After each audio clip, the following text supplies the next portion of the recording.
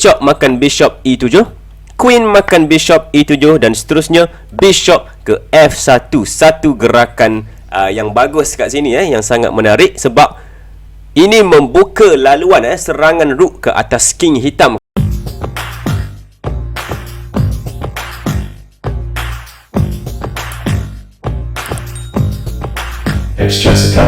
Assalamualaikum dan hai kepada semua pencatur. Dalam video kali ini kita nak tengok satu game yang telah dimainkan di FIDE World Cup 2021 yang sedang diadakan di Sochi, Rusia pada masa sekarang. Baik, game kali ini menunjukkan dua orang Grandmaster, iaitu GM Sergey Karjakin menentang GM Sam Shankland. Karjakin merupakan satu nama yang sudah tidak asing lagi dalam dunia catur ni. Beliau merupakan seorang pencatur dari Rusia dan telah banyak memenangi kejohanan catur terbesar, termasuklah kejohanan catur World Cup pada tahun 2015. Jadi adakah tahun ini milik Karjakin? Sama-sama kita nantikan. Manakala kat sini pula kita ada Sam Shankland yang berasal dari United States of America, USA, Amerika Mari. Merupakan nama yang besar juga di dalam dunia catur ni. Dan kedua-dua pemain ni sebenarnya dah memenangi banyak kejohanan macam yang saya cakap tadi. Termasuklah juara negara masing-masing, juara chess Olympiad. Bukan Olimpik Kalau Olimpik itu sukan Olimpik yang kita tengok sekarang ni. Itu sukan lain Chess Olympiad dia ada dia punya kejohanan sendiri. Okey. Jadi ini merupakan satu game yang saya ambil dari quarter final FIDE World Cup 2021. Kat sini Karjakin memerlukan kemenangan untuk mengheret perlawanan ini masuk ke dalam tie break. Sebab pada pusingan pertama dia dah pun kalah. Dia kalah menentang Sam Shankland dan dia perlukan kemenangan. Jadi kat sini jom kita tengok. Putih dimainkan oleh GM Sergey Karjakin menentang hitam yang dimainkan oleh GM Sam Shankland. Karjakin memulakan dengan E4, dibalas dengan E6, D3 dan seterusnya D5. Sam memainkan opening French defense kat sini, diikuti dengan Knight D2, Knight F6, Knight G F3, Bishop E7, G3 bersedia untuk membuat Fianchetto. Dan dalam posisi ini satu move yang biasa dibuat oleh hitam adalah untuk membuat castling Tapi Sam memilih tolakan pawn ke A5 kat sini dengan idea untuk membuat tolakan pawn ke A4 dan seterusnya A3 cuba menyerang sebelah queen side macam ni. Kita ada Bishop G2, A4 dan seterusnya A3 dimainkan oleh Karjakin. Tidak membenarkan tolakan pawn ke A3 untuk dimainkan. Seterusnya C5 oleh Sam, 0-0 oleh Karjakin, Knight C6, Rook E1 dan barulah Sam membuat castling 0-0. Kita ada E5 menyerang Knight, Knight melarikan diri ke D7, Knight F1, B5. Kita dapat tengok pawn yang berada di queen side ni semakin maju ke hadapan. Jadi kat sini semestinya Karjakin kena buat sesuatu, dia tak boleh tengok je. Dan dia decide dia cuba untuk membuat serangan ke arah king dengan tolakan pawn ke H4 terlebih dahulu. Kita ada Bishop B7 dan seterusnya tolak lagi H5, H6. Sam tidak membenarkan pawn tu untuk maju dan seterusnya Bishop F4 kat sini, Queen B6, Queen D2, Rook F ke C8 dan G4 dengan idea untuk tolak lagi ke G5 dan seterusnya menyerang king hitam. Jadi kat sini Sam terpaksa mainkan Queen ke D8 untuk mengawal petak G5 tu. Dan kita ada Knight ke H2 oleh Karjakin, Rook A6 dan dalam posisi ini putih ataupun Karjakin tidak boleh gopoh membuat serangan Contohnya tolakan pawn ke G5 pada masa ini kurang sesuai terlalu awal. Sebab apa? Sebab kat sini hitam boleh mainkan pawn H makan pawn G5, Bishop makan pawn G5 dan kat sini hitam boleh mainkan Knight makan pawn di E5 dengan ideanya untuk menghilangkan salah seorang pengawal ataupun defender ke arah Bishop G5 tu. Jadi dalam posisi ni kalau Bishop putih cuba makan Bishop E7, semestinya Knight akan makan Knight F3 terlebih dahulu membuat check. Selepas Knight makan Knight F3 kembali, kita ada Knight makan Bishop di E7 dan dalam posisi ini hitam sudah boleh relax, dah tak ada ancaman pun yang berbahaya daripada putih. Jadi kita kembali ke sini selepas naik D makan pawn di E5 kat sini. Kalau putih meneruskan game ni dengan naik makan naik di E5, hitam boleh memilih untuk bishop makan bishop G5 terlebih dahulu, membuat serangan ke atas queen D2. Jadi F4 terpaksa dimainkan menutup serangan tersebut, dan kita ada bishop ke H4, sekali lagi membuat serangan ke atas rook pula.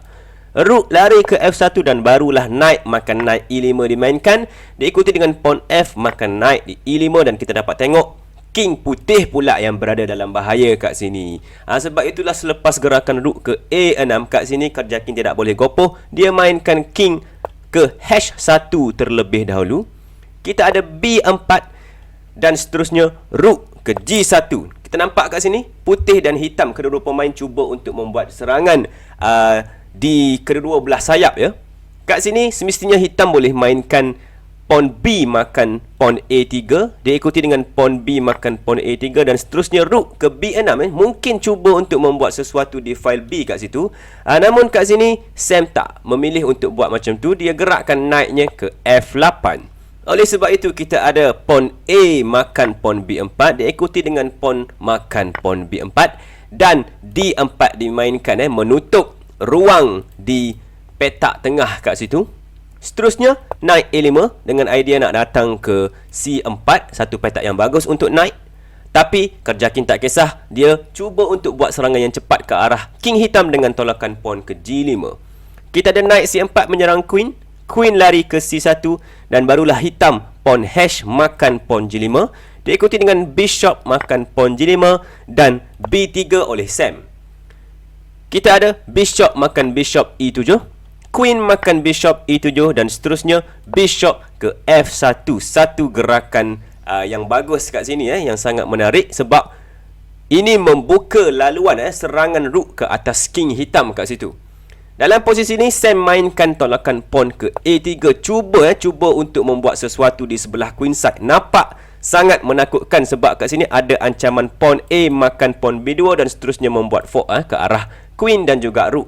Namun ini sebenarnya merupakan satu gerakan yang tidak bagus. Sebab apa? Sebab kerja king kat sini boleh membalas dengan satu serangan yang sangat kuat. Baik, korang boleh cuba stop ataupun pause video ni kat sini dan cari apakah gerakan tersebut. Silakan. Ingat kata-kata saya, apabila kita boleh bawa banyak-banyak piece ke arah king hitam, sentiasa cari, tengok kepada sacrifice kalau ada. Dan kat sini itulah apa yang dibuat oleh kerja king dengan gerakan rook makan pawn di G7 membuat sacrifice. Semestinya kalau king tak makan, contoh king larikan diri macam ni, ini adalah bunuh diri namanya sebab queen masuk ke H6, boleh membuat checkmate. Selepas knight block di H7, queen akan makan knight di H7, itu adalah checkmate. Jadi kat sini selepas rook makan pawn di G7, king terpaksa memakan rook di G7 tu. Dan dalam posisi ini kerja king meneruskan serangan dengan knight pergi ke G4 dengan idea untuk membawa queennya ke H6 dan seterusnya untuk membuat checkmate di arah king side kat situ. Jadi F5 cuba dimainkan oleh Sam kat sini dengan idea untuk melarikan kingnya ke sebelah sini macam ni. Namun sudah semestinya kalau queen masuk ke H6 macam yang saya cakap, king akan cuba melarikan diri ke F7 dan seterusnya boleh selamatkan diri macam itulah. Oleh sebab itu kerja king tak gopoh kat sini. Dia cuba membuat on pawn terlebih dahulu dengan pawn E makan pawn F6, membuat fork sebenarnya ke arah king dan juga ke arah queen. Jadi queen terpaksa makan pawn F6 dan selepas itu knight akan makan queen F6. Dan dalam posisi ini queen hitam sudah pun hilang. Kita dapat tengok kat sini serangan putih adalah sangat kuat dan Sam cuba untuk defend, cuba untuk counter attack dengan pawn A makan pawn B2, cuba membuat fork macam yang kita cakap awal tadi. Namun ini adalah terlambat sebab kat sini ada checkmate yang menanti dengan queen ke G5 membuat check. Jadi king terpaksa larikan diri ke H7 dan seterusnya H6 dengan idea untuk queen datang ke G7 dan membuat checkmate. Semestinya pawn B makan rook di A1 mengambil queen, tidak sempat kat sini sebab queen G7 memang checkmate kat situ ya. Sebab itulah selepas tolakan pawn ke H6, Sam memilih untuk memainkan knight ke G6 terlebih dahulu. Namun Karjaki membuat satu lagi gerakan yang bagus dengan knight pergi ke H4, menambahkan serangan ke atas knight di G6. Semestinya kalau knight makan knight H4, membuka ruang untuk queen masuk ke G7 dan seterusnya membuat checkmate macam ni. Dan kat sini kita tengok juga selepas knight ke H4, kalau hitam cuba untuk mengawal knight di G6 ni, contohnya seperti rook ke G8, senang sahaja knight boleh makan rook G8 tu, dan selepas king makan knight G8 tu, queen senang sahaja tak perlu pun makan knight di F6 ni, dia boleh pergi ke F6 mengancam untuk membuat checkmate di G7. Tak ada siapa lagi yang boleh defend kat situ. Memang tak sempat kalau hitam cuba makan rook, pawn makan rook di A1, ambil queen, memang queen G7, ini adalah checkmate serta-merta. Sebab itulah selepas knight ke H4, Sam cuba lagi melawan, membuat promotion, pawn B makan rook di A1 mengambil queen, namun ini pun tidak sempat sebenarnya. Karjakin terus queen makan knight di G6 membuat check, memaksa king lari ke E7, queen ke G7 sekali lagi, dan tinggallah satu gerakan saja lagi untuk hitam. Walaupun king lari ke D8 ataupun D6, kedua-dua ini akan membuat checkmate lah. Jadi kat sini Sam menggerakkan kingnya ke D6, satu gerakan yang bagus, membenarkan Karjakin untuk membuatkan checkmate. Jadi kat sini Karjakin menggerakkan queennya ke D7 dan ini adalah checkmate. Alright, satu gerakan serangan yang sangat bagus yang telah ditunjukkan oleh Sergei Karjakin kat situ, dan dia telah berjaya mendapat balik kemenangan yang dia perlukan untuk mengheret perlawanan ini ke dalam tie break. Dan akhirnya di tie break, Sergei Karjakin telah memenangi perlawanan tersebut dan maju ke semi-final. Baik, jadi jom kita sama-sama nantikan adakah Sergei Karjakin mampu untuk mengulangi kejayaannya pada tahun 2015 dengan memenangi World Cup edisi tahun ini. Itu saja untuk kali ini. Terima kasih kerana menonton. Silakan subscribe kepada yang masih belum. Selamat bercatur. Assalamualaikum. Bye-bye.